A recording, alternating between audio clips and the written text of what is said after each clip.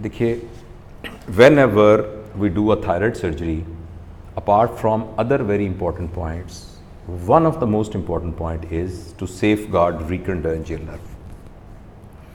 I remember when I was doing a residency, we were taught, and it was written in RJ Last as well, which is an anatomy book, that inferior thyroid artery should be ligated as away from thyroid as possible in order to save the recurrent laryngeal nerve. And superior thyroid artery should be ligated as close to the thyroid possible in order to save the external branch of external laryngeal nerve. Right? Now, this may be true for the superior pole, but for the inferior pole, the concept has drastically changed after Professor Reeve and Professor Dalbridge. They described the technique of capsular dissection. And I have got a humble honor to work, though very briefly, with Professor Leh Dalbridge, who was actually a junior colleague of Professor Reeve. They were endocrine surgeons in North Shore Hospital, Sydney, Australia. And he used to have a list in a hospital where I used to work, St. George Hospital, and I had an honor to assist him in few cases. Although I was in a liver unit, but my professor asked me to just assist him, because when he knew that we do a lot of thyroid surgery in Pakistan, so he actually said a sentence which I still remember, that it will be a shame not to see Professor Dalbridge operating if you are a thyroid surgeon. And he was really right. So anyway, so historically, what we actually used to do was, we used to ligate the inferior thyroid, just mobilize the thyroid, go as away as possible, and identify inferior thyroid artery coming behind the carotid arteries and ligate it there. And then you dissect the thyroid. Now, and it was just, was a teaching that don't look for recurrent laryngeal nerve. If you have ligated it as lateral as possible, and then you remove the thyroid, and mostly the thyroid surgery was subtotal thyroidectomy, right? But then it was found that instead of ligating the artery as away from thyroid, I'm talking about inferior thyroid artery, we have to trace the inferior thyroid artery. As we follow the inferior thyroid artery, the main trunk, it divides into secondary branches and then becomes tertiary branches, and these tertiary branches, they enter into the thyroid. So to start with, there is one artery, then there are multi branches, and then there are multiple branches. Now these second generation branches, which are the secondary branches, recurrent laryngeal nerve has got a relationship with that.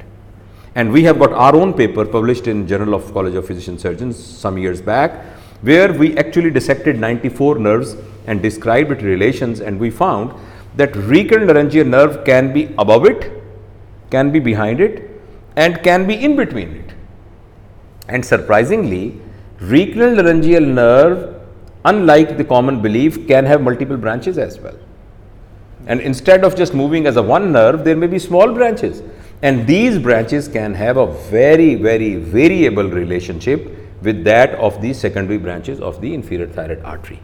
So this is why if you ligate artery as away as possible, it's not a guarantee that you will not damage it. Because when you are dissecting the thyroid, you can damage it. So the best option, as described by Professor Dalbridge and Professor Reeve, is that you identify the inferior thyroid artery, follow its branches, and instead of ligating inferior thyroid artery, just ligate or clip, or maybe nowadays buzz with the ligashore. You buzz with the ligashore, which we did in this case. You buzz the tertiary branches of the inferior thyroid. So in other words, recurrent laryngeal nerve is just away. So instead of going away, you come as close to the possible, and where the tertiary branches are, you just ligate. Maybe you have to clip or ligate or maybe buzz around 8-9 vessels. But the moment you do it, recurrent laryngeal nerve along with the cap, it goes down. Another important thing to remember is that as this nerve is traced upward, it actually moves medially, where it dips the cricothyroid membrane and becomes intralaryngeal. Now this is the place which is very close to our point of dissection, especially if we are doing total thyroidectomy. So one has to be if you just take thyroid, this wrapper as a thyroid, and you just divide it into the half, as you move your dissection on the upper half, please remember that now this nerve will just move inside, and it is very likely to be damaged if we do a total thyroidectomy. This is why I remember it was written in the books as well that about 1 to 2 gram of tissues at the Barry's ligament should be left behind to make sure that the medial portion of the nerve is not damaged. Right? So, in other words, recurrent laryngeal nerve is vulnerable not only while we are dissecting the lower pole, it is even more vulnerable when we are dissecting the upper pole of the thyroid. So, that is what I think that should be our policy. So, identifying the inferior thyroid artery, identifying its relationship with the recurrent laryngeal nerve, and then following the recurrent laryngeal nerve in relation with the secondary branches up to its destiny where it pierces the Barry ligament. I hope we know what Barry's ligament is. See, if this is a thyroid, can you this is a 2 lobes of thyroid gland. Now, when you remove the flap muscles away, there is a membrane over here which is called pretracheal fascia. Now, pretracheal fascia has got actually 2 layers. One layer crosses over it and attaches itself to the carotid sheath, and the other layer stays close to the thyroid and turns around it and attaches itself to the trachea. And when it attaches itself to the trachea, it becomes thick. That thick portion is Barry's ligament. And recurrent laryngeal nerve initially thought to be piercing it, but now it may pierce it as well, but not necessarily. This recurrent, the distal most portion of the recurrent laryngeal nerve has got a close approximation with the Barry's ligament.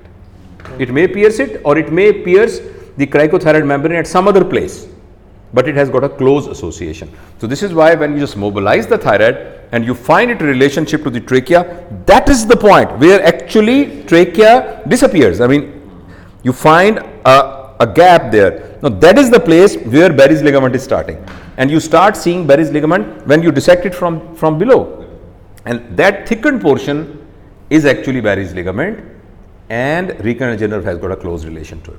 So, it is very, very important.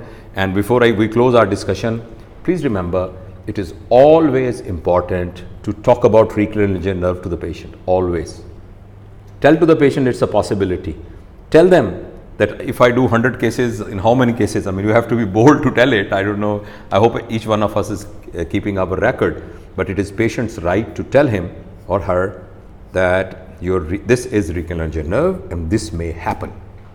Number one, and secondly, it should not happen. I mean, we should be so careful.